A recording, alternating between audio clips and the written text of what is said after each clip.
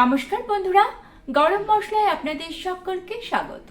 চলুন দেখে নেওয়া যাক আজকে আপনাদের জন্য কি রেসিপি নিয়ে এসেছি।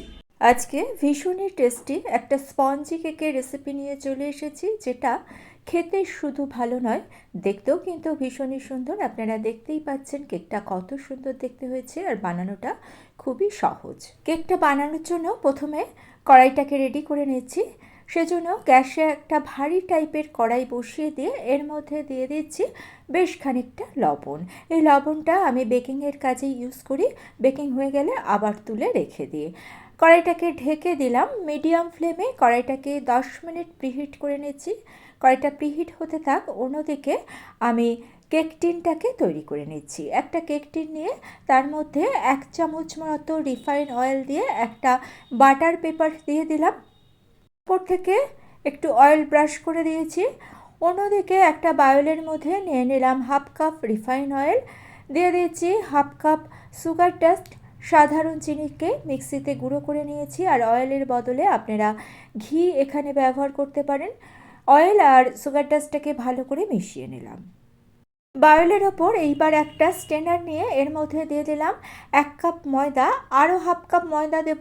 এই ময়দাটাকে প্রথমে চেলে নিচ্ছি। শুকনো উপকরণগুলো চেলে নিলে কেকটা বানাতে সুবিধা হয়। অল টোটাল 1.5 কাপ ময়দা নিয়েছি, আর এই শেষের অংশগুলো অর্থাৎ দানা দানা অংশগুলোকে ফেলে দিচ্ছি। 1 চামচ বেকিং পাউডার নিয়েছি, আর 1/4 স্পুন বেকিং সোডা নিয়েছি। এইবার অল্প অল্প করে দুধ দিয়ে ব্যাটারটাকে তৈরি করে নেব। দুধটা একসঙ্গে দিচ্ছি না, অল্প অল্প করে দিচ্ছি। দুধটা অবশ্যই কিন্তু নর্মাল টেম্পারেচারের দুধ নেবেন। 1 কাপ দুধ এখানে আমি ইউজ করেছি। আর এই কেকের ব্যাটারটা একটু ঘন হবে, পাতলা করলে কিন্তু ডিজাইনটা ঠিকঠাক আসবে না। দেখুন ব্যাটারটা আমি একটু দেখিয়ে দিচ্ছি। কনসিস্টেন্সিটা দেখুন, ঠিক এই রকম হবে। খুব পাতলা করবেন না, তাহলে আবারও বলছি ডিজাইন ঠিকঠাক আসবে না। খুব ভালো করে মিশিয়ে নিচ্ছি।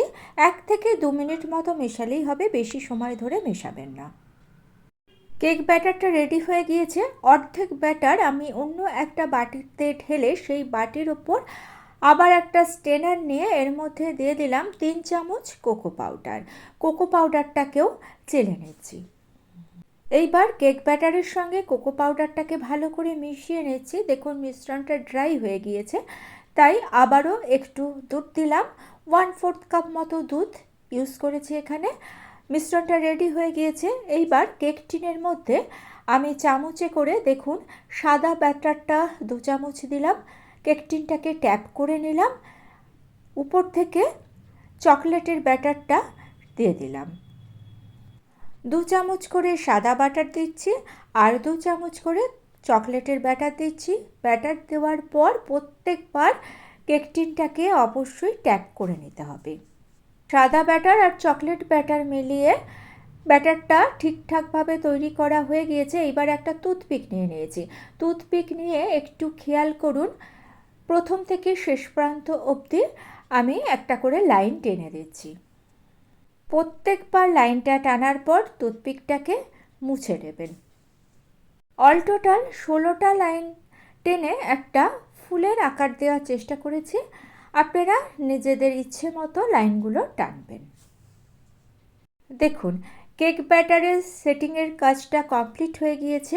অপরদিকে কড়াইটাও প্রিহিট হয়ে গিয়েছে। এই কড়াইয়ের মধ্যে বসিয়ে দিলাম একটা খাবার রাখার স্ট্যান্ড, আর খুব সাবধানে কেক টিনটাকে বসিয়ে দিলাম। কড়াইটাকে ঢেকে দিচ্ছি, আর ঢাকনার ওপর যে ছিদ্রটা আছে সেটা একটা আটা দিয়ে একটু বন্ধ করে দিচ্ছি।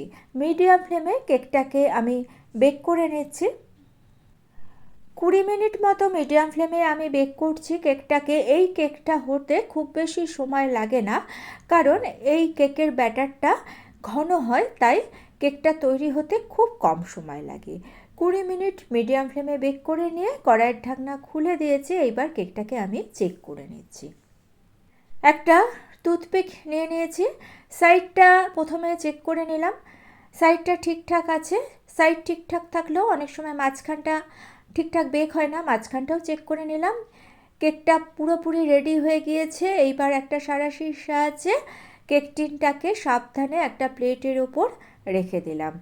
দেখুন কেকটাকে আমি একটা প্লেটের ওপর রেখে দিয়েছি। কেকটাকে আমি ঠান্ডা করে নিয়েছি। 1 ঘন্টা পর ফিরে আসছি। সাইডটা একটা ছুরি দিয়ে ছাড়িয়ে দিয়ে একটা প্লেট দিয়ে কেক টিনটাকে উল্টে একটু ট্যাপ করলাম। কেকটা দেখুন কত ইজিলি বেরিয়ে এলো। সাবধানে বাটার পেপারটাকে সরিয়ে দিচ্ছি। রেসিপিটা ভালো লেগে থাকলে আমার চ্যানেলটা সাবস্ক্রাইব করে নিয়ে পাশে থাকা বেল আইকনটা প্রেস করে দিয়ে অল অপশানটা ক্লিক করে দেবেন। তাহলে যখনই নতুন কোনো রেসিপি আপলোড করব তার নোটিফিকেশন আপনাদের কাছে পৌঁছে যাবে। আর কেকটা কতটা নরম স্পঞ্জি হয়েছে, আর সব থেকে বড় কথা দেখুন ডিজাইনটা কত সুন্দরভাবে রয়েছে, একটুও কিন্তু লাইট হয়ে যায়নি ডিজাইনটা। যেভাবে আমি বানালাম সেভাবে বাড়িতে বানাবেন, ডিজাইন ঠিক এরকমই থাকবে এবং কেকটাও ভীষণই টেস্টি হবে। আজকে এই পর্যন্তই। ভালো থাকবেন, সুস্থ থাকবেন।